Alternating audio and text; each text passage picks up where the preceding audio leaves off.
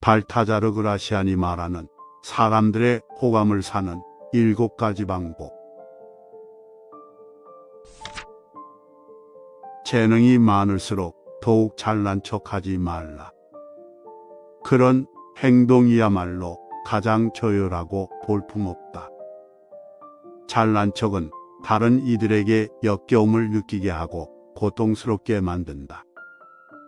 그런 일을 당하는 사람은 잘난 척을 신중하게 들어주어야 하는 순교자로서 하나하나 주목해 주어야 하는 고문을 당하는 셈이기 때문이다.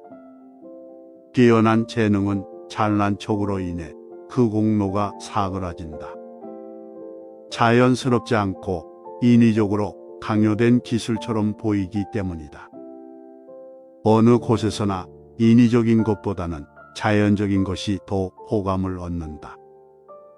자신이 지닌 장점들로 잘난 척하면 할수록 그 사람은 더욱 낯설게 느껴진다.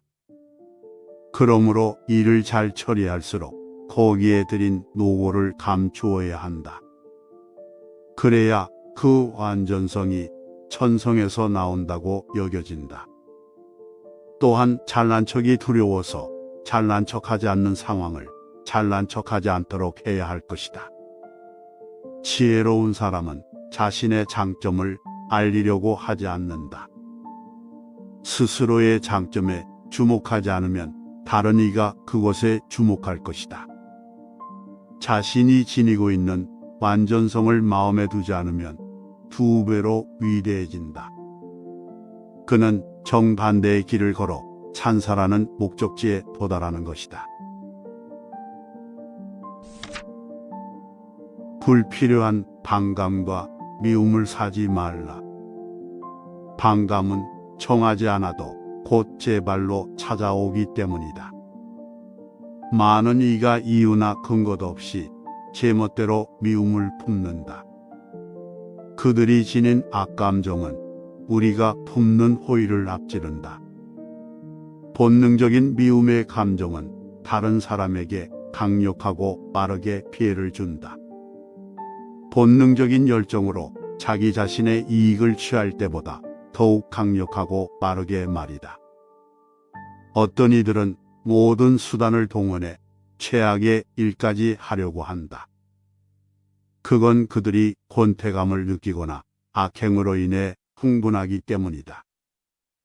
미움이 한번 불의를 내리면 나쁜 평판처럼 그 미움도 근절하기 어렵다. 지성이 뛰어난 자는 험담꾼들에게 두려움과 미움의 대상이 된다. 불선한 자는 혐오감을 불러오고 조소를 일삼는 자는 불쾌감을 주며 별난 사람은 무시를 당한다.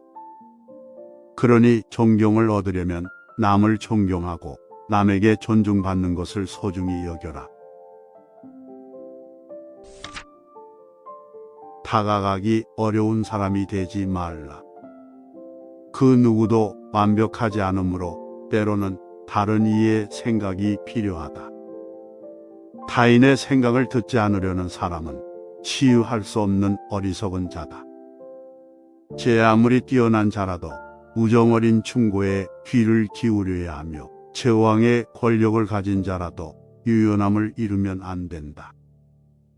모든 것에 마음의 문을 닫아 구제할 길 없는 사람들이 있다. 그런 사람들에게는 아무도 가까이 다가가지 않고 멀어지려고만 해서 파멸로 점점 치닫는다. 아무리 탁월한 자라도 우정을 향해 문을 열어야 한다. 우정은 그를 도와줄 것이다.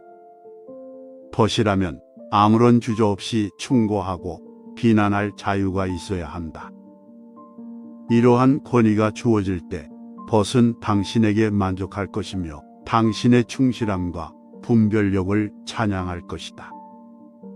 그러나 모든 이에게 배려와 신뢰를 쉽게 주지는 말라. 다행히도 우리의 은밀한 내면에 있는 충실한 거울이 옳은 것을 가리켜주고 오류에서 구해줄 수 있는 믿을 만한 자를 구분해 그에게 감사할 수 있도록 해준다. 그 누구도 완벽하지 않으므로 때로는 다른 이의 생각이 필요하다. 타인의 생각을 듣지 않으려는 사람은 치유할 수 없는 어리석은 자다. 좋은 일을 행할 때도 원칙이 있어야 한다. 좋은 일을 행할 줄 알라.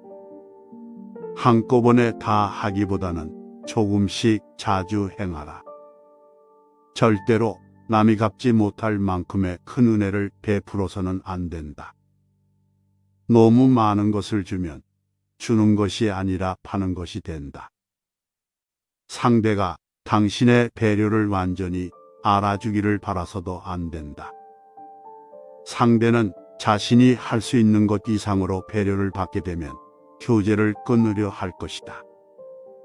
필요 이상으로 너무 많이 베풀려다 사람을 잃는 경우가 비일비재하다.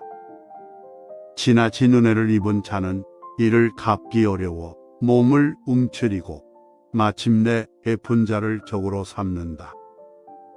바보는 자신을 만든 조각가를 절대로 보고 싶어 하지 않고 빚을 진 자는 자신에게 선행을 베푼 자를 눈앞에서 보려고 하지 않는다.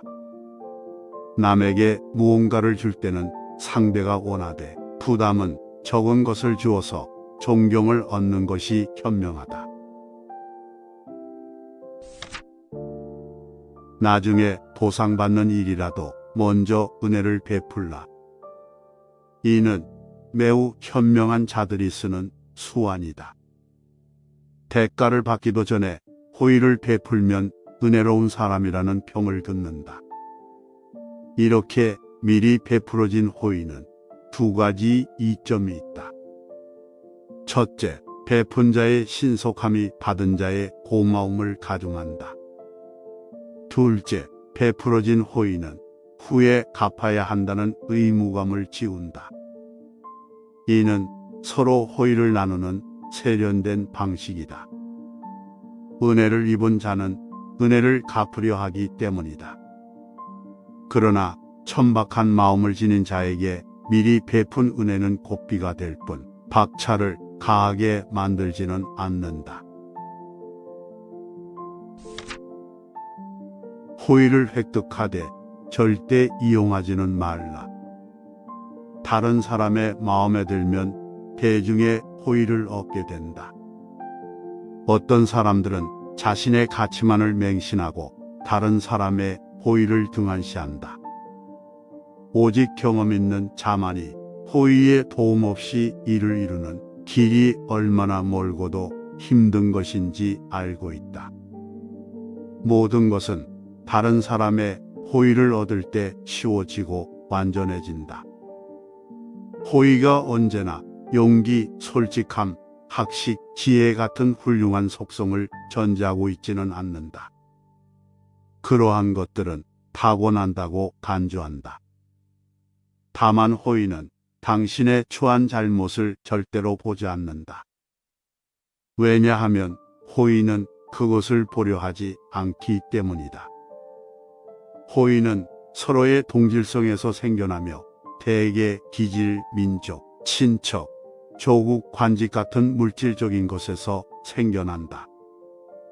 그렇기 때문에 정신적 동질성에서 비롯되는 화합이 더 높은 것이다. 그것은 재능, 책임, 명성, 공적 같은 데서 생겨나기 때문이다. 다만 호의를 얻는 일이 어려울 뿐 호의를 지켜내기는 쉽다. 그러나 호의를 획득하되 이를 절대 이용하지는 말라. 다른 사람의 호의를 남용하지 말라. 좋은 후원자는 큰 일을 위해 있는 것이다. 그러므로 커다란 신뢰를 작은 일에 소모하지 말라. 이는 타인의 호의를 낭비하는 일이다. 신성한 닻은 언제나 극한의 위험을 위해 남겨두어라. 하찮은 목적을 위해 큰 것을 남용한다면 나중에 무엇이 남겠는가? 그 어떤 것도 자신을 후원해주는 사람보다 더 가치 있는 것은 없으며 오늘날에는 다른 사람의 호의보다 더 귀중한 것은 없다. 호의는 세상을 세우기도 하고 파괴하기도 한다.